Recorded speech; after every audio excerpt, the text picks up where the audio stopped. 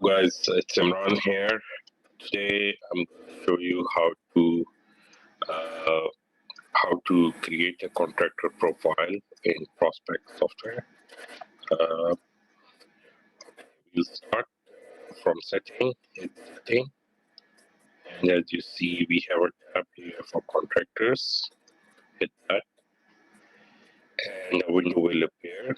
As you can see, there are multiple contractors already in the profile, and the one which are highlighted in red, they are expired ones. Their license has been expired, as you can see from the dates.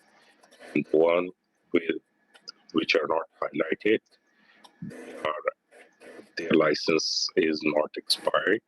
So we have active and expired contractors over here. We have a filter tab over here from which you can search any of the software, any of the contractor. To create a profile, just there is a plus button over here, a plus, and you can add the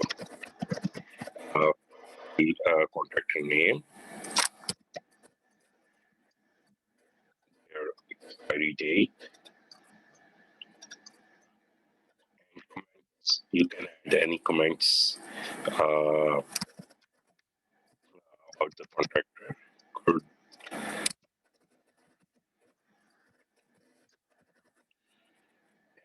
save. So as you can see, we have this profile over here. So we give the we give the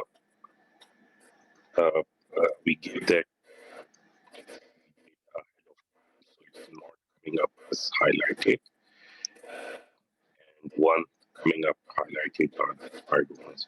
You can always edit the information by hitting this pencil button over here, and you can make the changes and then